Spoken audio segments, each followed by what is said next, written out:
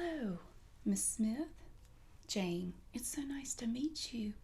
I'm so glad you could come in today. Yes, of course.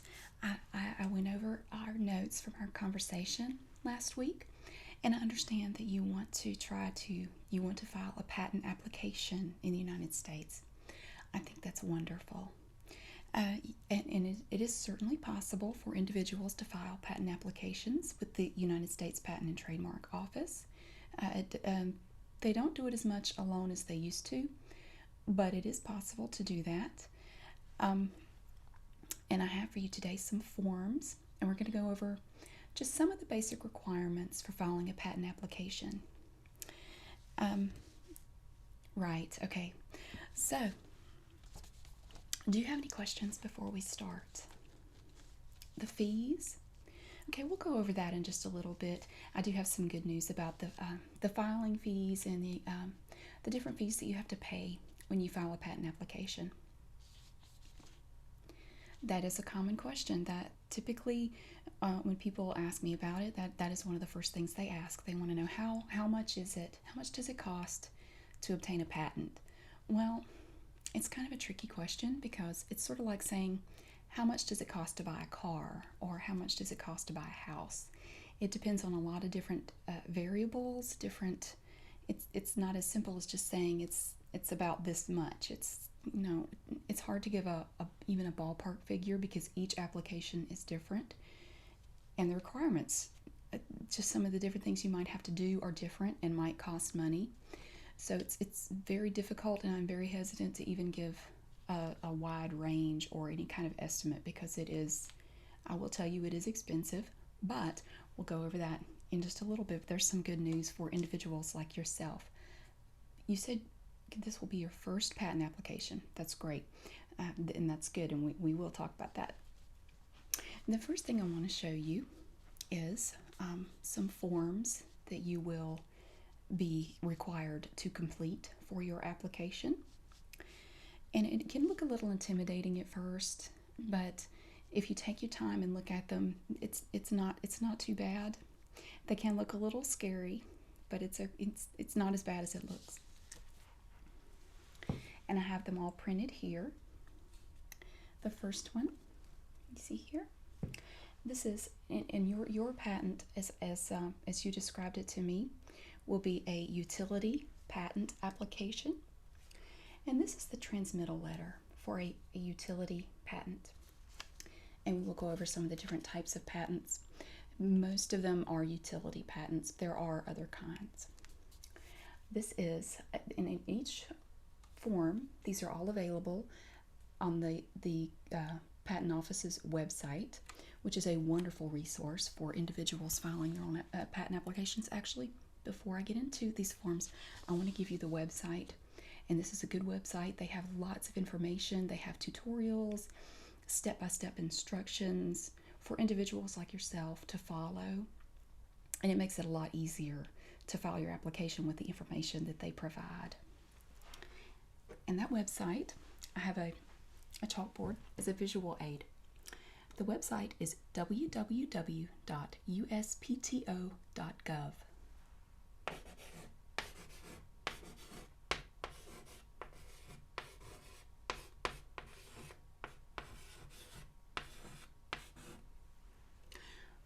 Once you go to that website, there are links to different things that you want to do.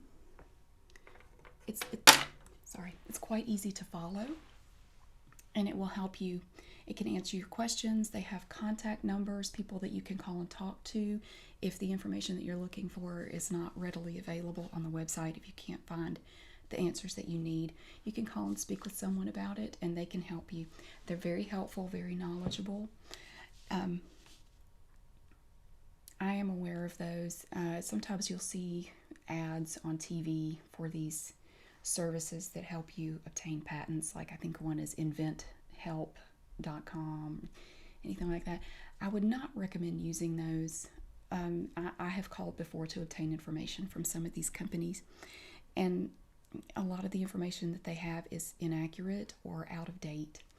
And they may be giving you inaccurate information. It might not be intentional, but some of the information that you might receive is not what you need.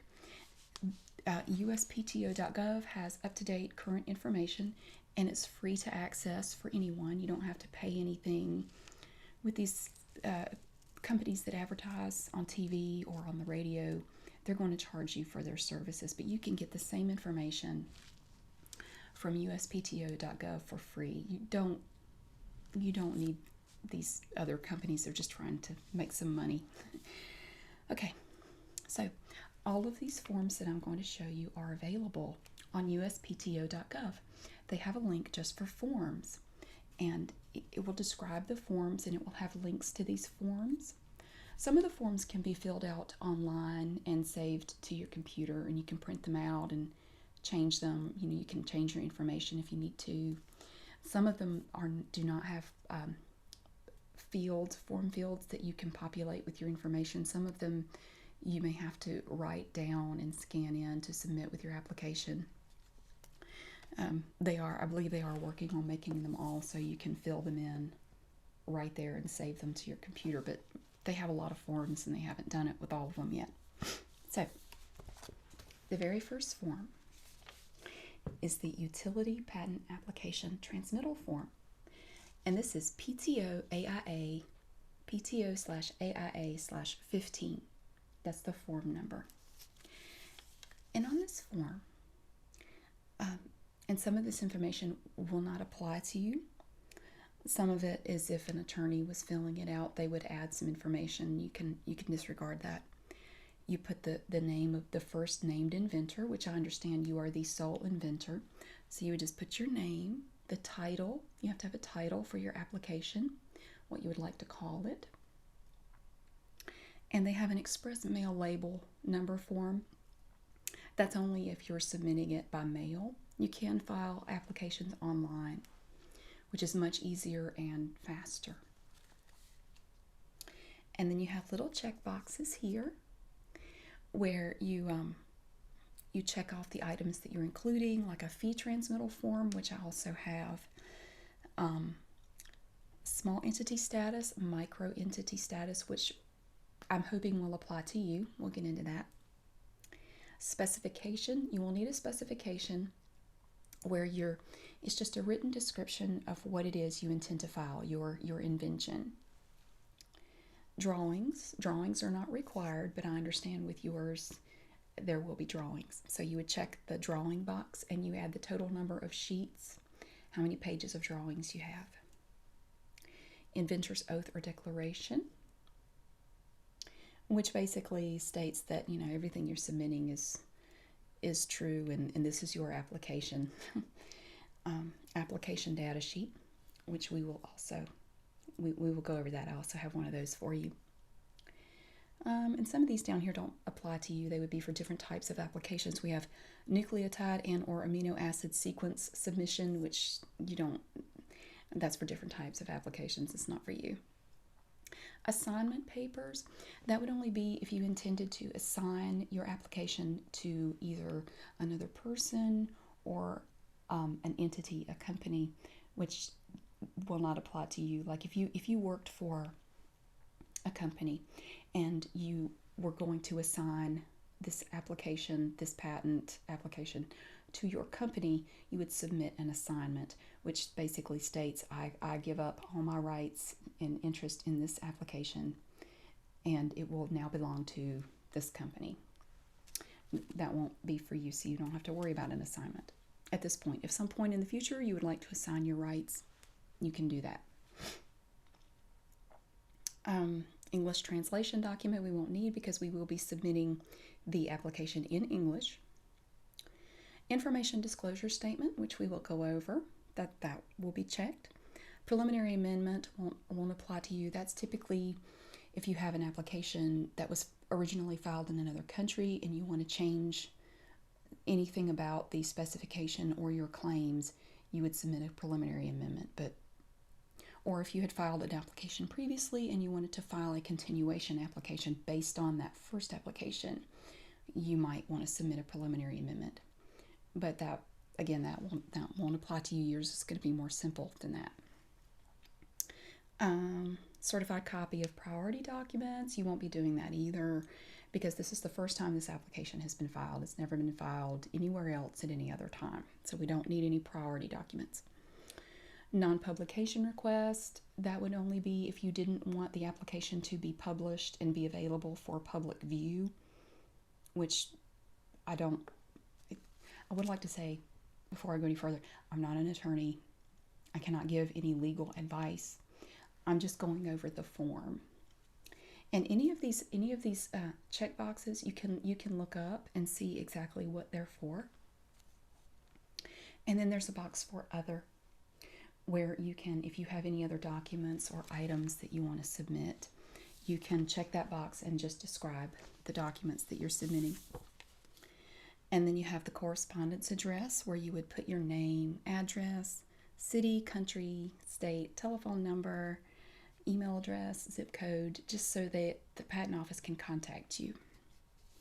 And then you just sign and date it and print your name at the bottom. So that is the application transmittal form. And next, as I mentioned, is the fee transmittal. And this is PTO/SB-17. Okay. And up here it says complete if known. This is information that if you have it, you can add it. If you don't have it, you don't have to include it. Like the application number, we would not have that yet, so you could leave that blank. Filing date, you would also leave blank. First name and inventor, again, you would put your name. Examiner name, we wouldn't know that yet, so we'd leave that blank. Art unit, we don't know. And we don't have a practitioner docket number since you are an individual filing this and not an attorney filing it on behalf of someone else. And then, of course, we have small entity status and micro entity status. And then you would put your total amount of payment at the top after you have totaled up everything in the form. Before we do any more with this, I would like to ask about the status. There are 3 statuses that you can use when you file an application in the United States. Large entity status would be a corporation or a business that has more than, I believe, 500 employees. Small entity status would be a university or a very small company, or it could be an individual. If you were an individual, and I believe that the income cutoff at this point is about $151,000. If you're an individual who has filed fewer than 4 patent applications, but your income is more than about $151,000, you could state small entity status, which will reduce the amount of fees you have to pay by half. So it will be 50% less, which is good. But for micro entity status, if your income is lower than $151,000, roughly, and again, I encourage you can look up these statuses on uspto.gov to confirm it. If you filed fewer than 4 patent applications total, including, if this would be your 4th one, you could still do it, but if you filed a 5th application, you could no longer use micro entity status. But if your income is less than about $150,000 and you don't have 500 employees, you're not a company with lots of employees, you could file a certificate for micro entity status. And the good thing about micro entity status is that it reduces your fees by 75%, which is a huge savings. So do you think that you could qualify for micro entity status? Okay, great. That's wonderful. That's going to save you a lot of money. So you would you would check micro entity status right here. And you would mention your method of payment. If you were paying by check, credit card, money order, or by some other means. I do want to say though, if you pay by credit card and you submit your application online, make sure that your credit card number is not included, and they give you information about that, because some of these documents will become public record at some point in the future. you don't want your credit card information available. So, but it will discuss, it does have language about that, just to be sure that you don't put your credit card information out there where it can be viewed in the future by the public. So then you just tell it, you include in here what you would like to charge at this point. And then here, I'm going to get up close where you can really see. We have the fees. And you can see that it says U, S, and M. U is large entity or undiscounted. S would be small entity. M would be micro entity. And you will be paying the filing fees, the search fees, and the examination fees. And the total for that, let's see. It would be about $400 for you. You have to pay filing fees, search fees, and examination fees. But it would be around $400 for a micro entity status, which is much better than $1,200, or I'm sorry, $1,600. And then it gives some rates here. You pay additional fees if you have more than 20 claims, if you have more than 3 independent claims, or if you have multiple dependent claims. So for the first 20 claims, there are no additional fees. But if you have more than 3 independent claims, you will pay an additional $105 each. Application size fee. If your applications, including the specification and the drawings, exceed more than 100 pages, you have to pay additional fees for the extra pages. So you have your total number of sheets, and as long as it's less than 100 sheets, you won't have to pay any more. And then you just sign it and print your name and date it at the bottom down here. And so this is the fees transmittal, which you would submit with your application along with the transmittal letter that we just looked at.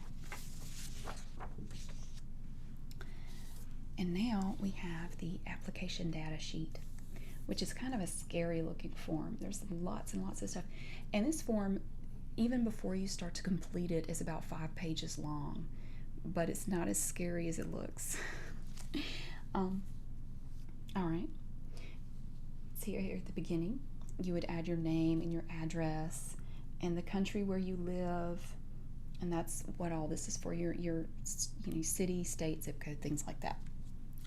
Correspondence information, again, is where you just put an email address where they can contact you, and you'll have your phone number up here in the first section. And then below that you have the application information, which is where you put your title, whether or not it's a small entity status, which you could check. Even though we're looking at micro entity, you could still just check small entity right there. See at the bottom, and you'll see all these forms again are available on uspto.gov, and you can pull these up and look at these, and then you put, if you have any drawings, of course, which I believe you said you would have some drawings. Okay, you would put the total number of sheets, not necessarily the number of drawings, because you can have more than one drawing on one sheet. They just want to know the total number of sheets that you're going to submit.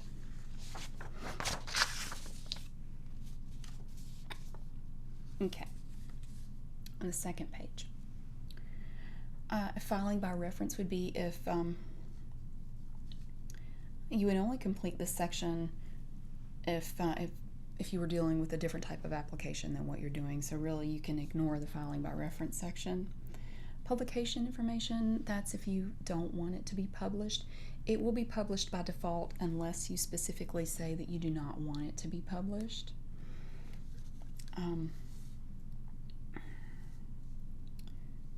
All right, and then we have representative information, which if you're not using an attorney you won't need. Domestic benefit and national stage information.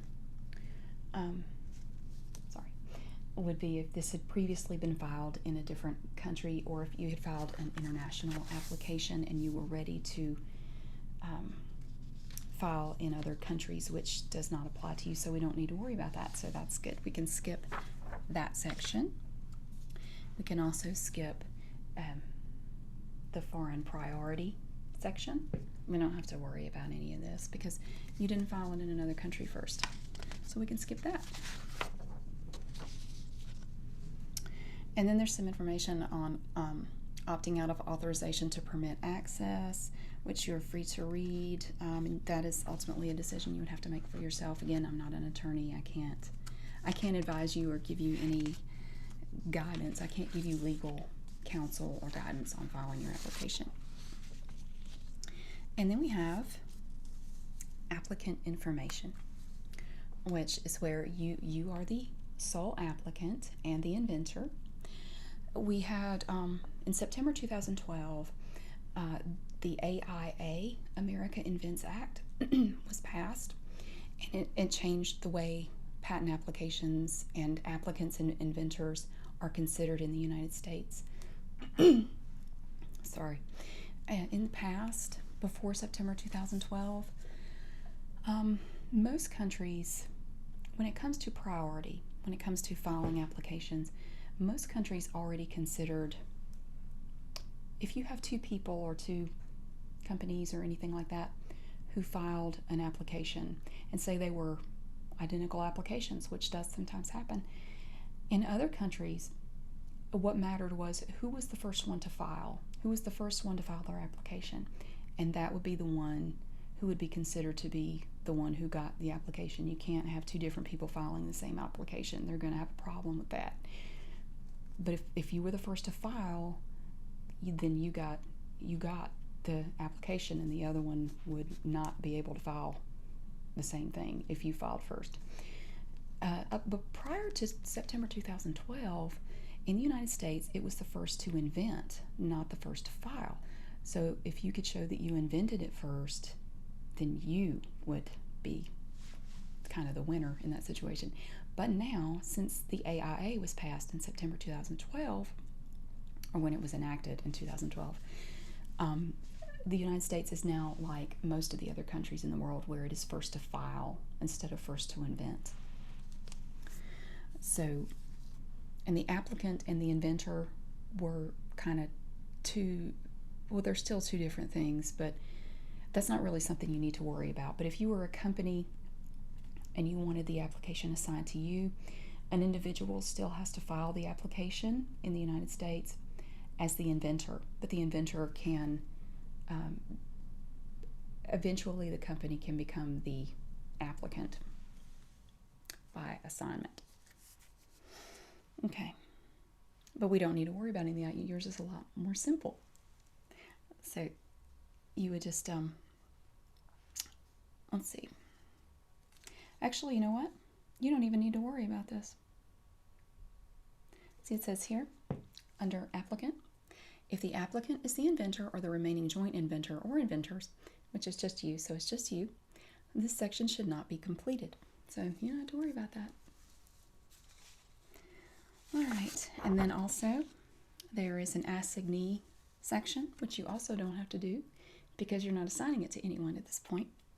So you can skip a lot of this scary looking form, and then you read over everything and you sign it, date it, and print your first and last name.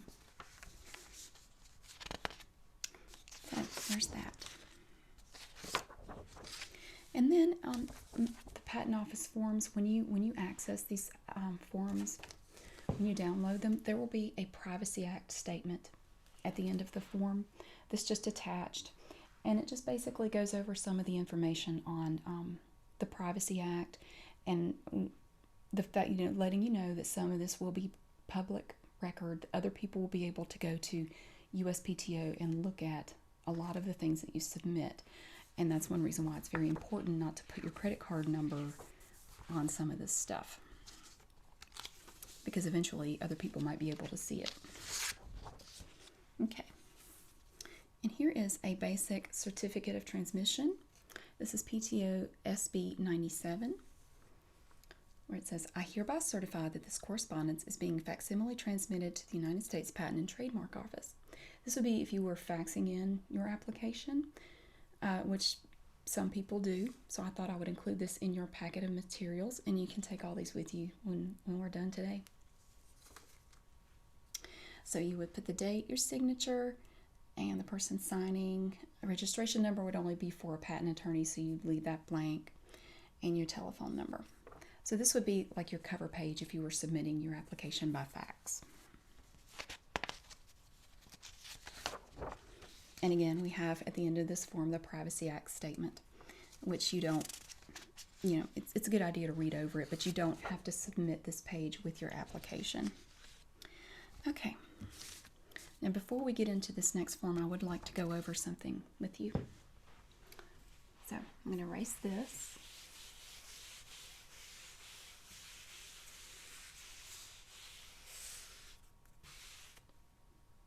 Okay. Just for your information, there are essentially 3 main types of patent applications. Number 1 would be, I believe the most popular or common, is the utility application.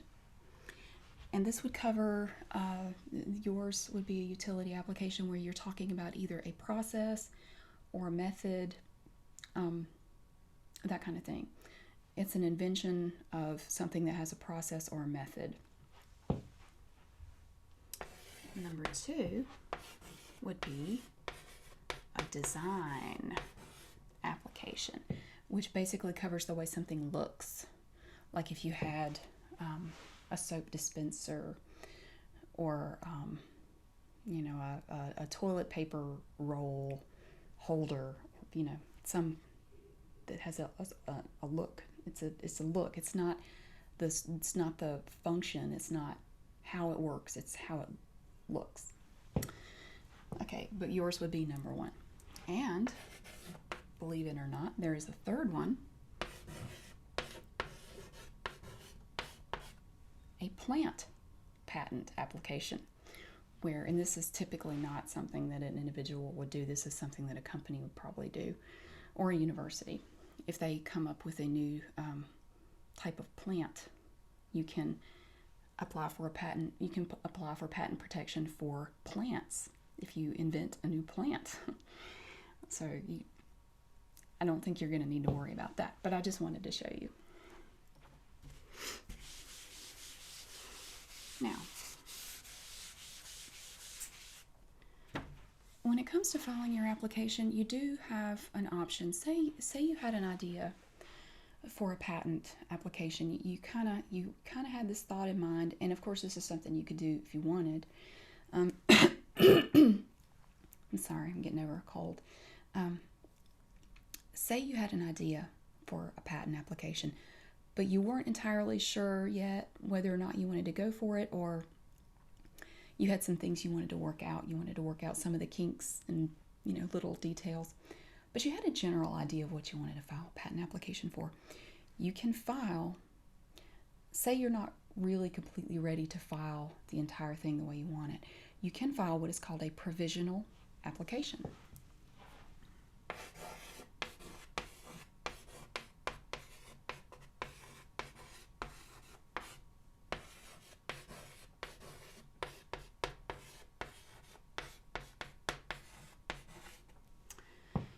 And a provisional application, the good thing about it is it's relatively inexpensive. It would be the filing fees to file a provisional application for a micro entity would be less than $100. It's very inexpensive. The requirements are pretty minimal. You have to submit, you have to have a title, of course, a specification, and at least one claim. And but the thing about provisional patent applications is it will never be examined. You will never have a patent issue directly from a provisional application.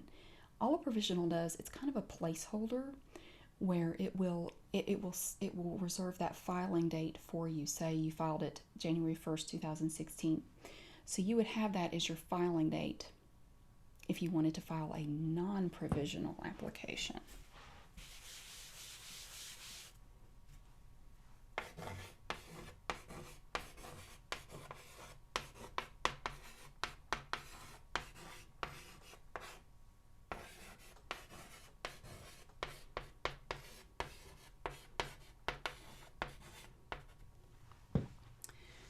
And from the date that you file the provisional application, you have 1 year.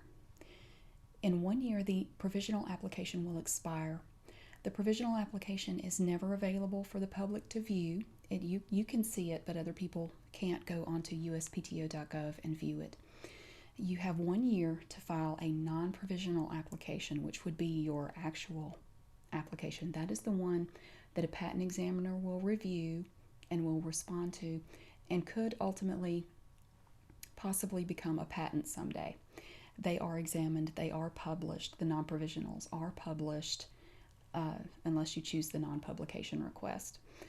So that is the one. So you would have a year after you filed your provisional application. You would have 1 year to get everything together and get it ready and submitted, but you have to do it within that year.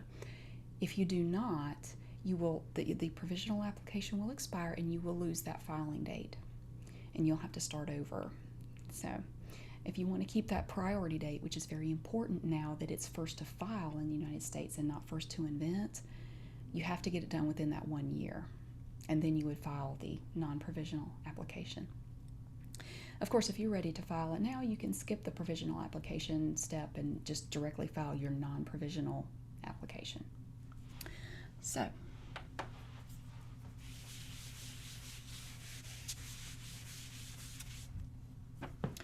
along the lines of a non-provisional application, one thing that is required of no matter who files the application, whether you're a big company or an individual like yourself, you are required to disclose any other references, say previous patents, previous patent applications, non-patent literature publications, any searches that you did of things that might be similar to what you have. You are required to disclose these to the patent office in what is called an information disclosure statement, right here. And this is form PTO/SB/08A, and this is the one that can be filled out online. There are other versions of this form that you can just print out and write it in. This is one with form fields, so you can complete it on your computer. So this is something you can file an information disclosure statement at the time that you file your application, or you can file it after the application is filed. There's no, it's kind of complicated, but if you can get this filed, I'd say within 3 months or so of filing your application, you won't have to pay any fees to the patent office to file this. It won't cost you anything. If you wait too long, there may be fees later. Say if you didn't get this filed, or say you file this and then you discover later, oops, I forgot to tell them about some references that I researched and looked at when I was preparing my application. I need to submit another information disclosure statement. You can do that. You can submit as many of these as you like. There's no limit. You can't, you can submit them as many times as you need to, but there are some things that change how that affects you and how it affects your application. It's complicated. So you file your application and you did not file an information disclosure statement, and say you forgot to file this. Well, if you waited, say a year and a half goes by and you receive a communication from the patent examiner who's handling your application, and they send to you what is called an office action, which is where the patent examiner will look over your application, do a search for similar art, similar types of things, and they find, hey, wait a minute, I have some problems with your application that need to be fixed. So they will discuss all that in the office action. If you get an office action before you file an information disclosure statement, you will have to pay a fee of, it's $180, and I'm not sure if that's that's discounted for micro entities or not. Some fees are not available for a discount, but I believe that one is. I believe that would be you could take 75% off that fee. So it's a good idea, and as prosecution goes on, and you receive a different type of communication from the examiner, which is called a final office action, you would have to pay the fee, and you would have to be able to say that you didn't know about these things ahead of time.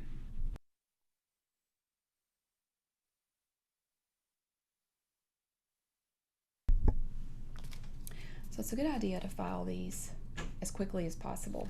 You don't have to file them with the application, but it's a good idea to do it as soon as you can. And on this form, if you file it after the application is filed, of course you will have an application number. They will give you a number that will be associated with your application throughout the process.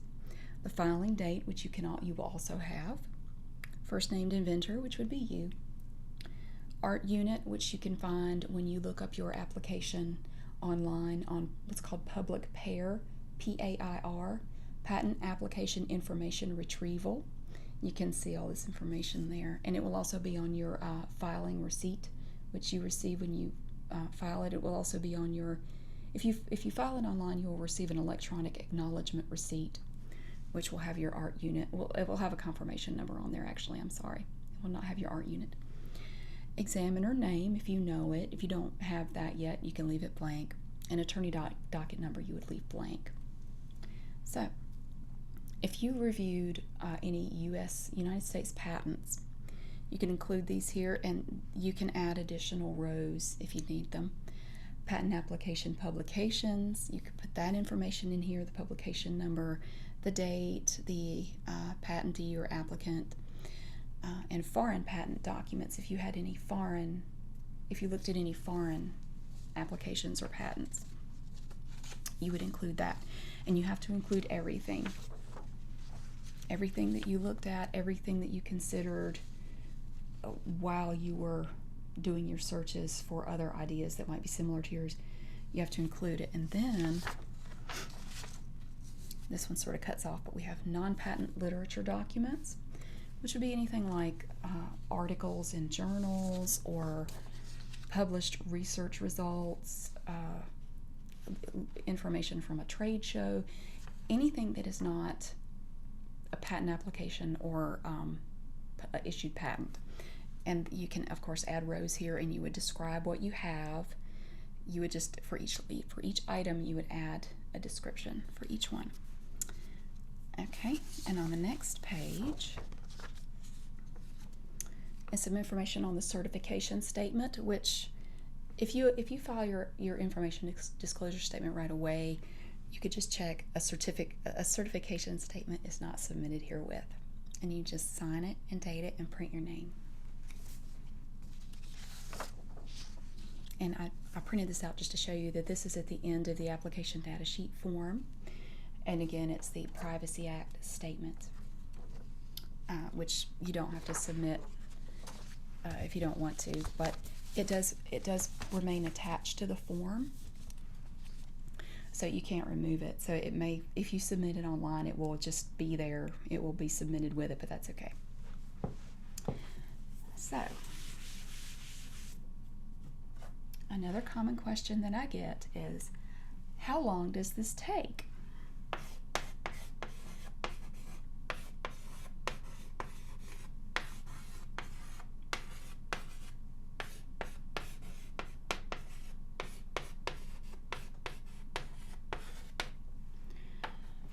That is a tough question to answer, because again, like saying, how long does it take to make a car? How long does it take to build a car? How long does it take to build a house?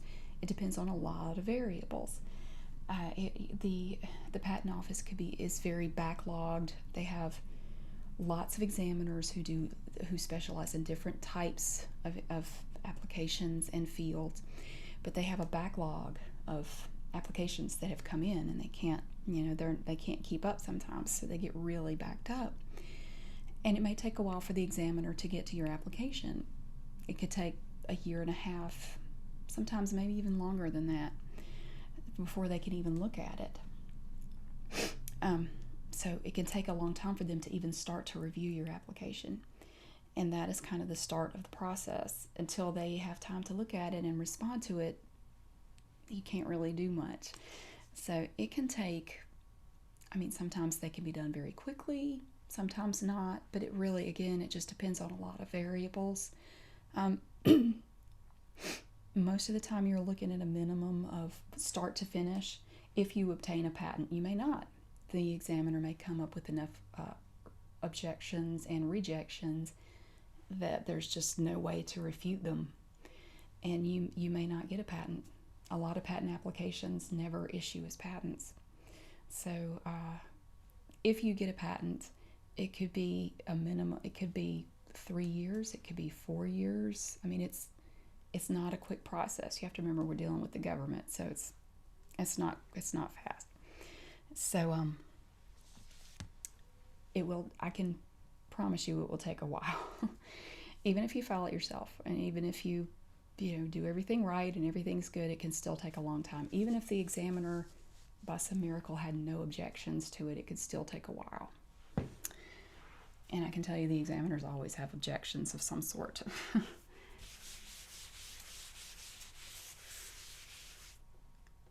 So I'm going to take these papers and add them to your packet of information.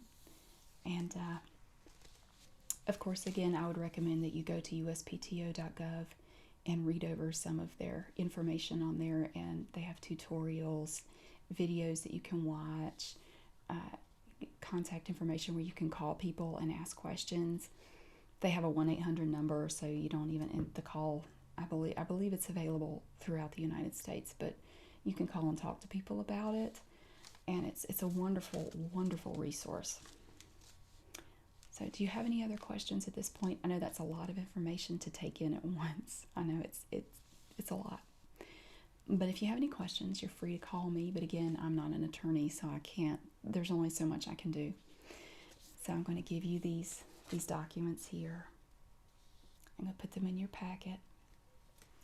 And I wish you the best of luck. Miss Smith, it was so nice to meet you. Thank you. Yes, I'm going to take these over here and put them in your packet. And I'll walk you out.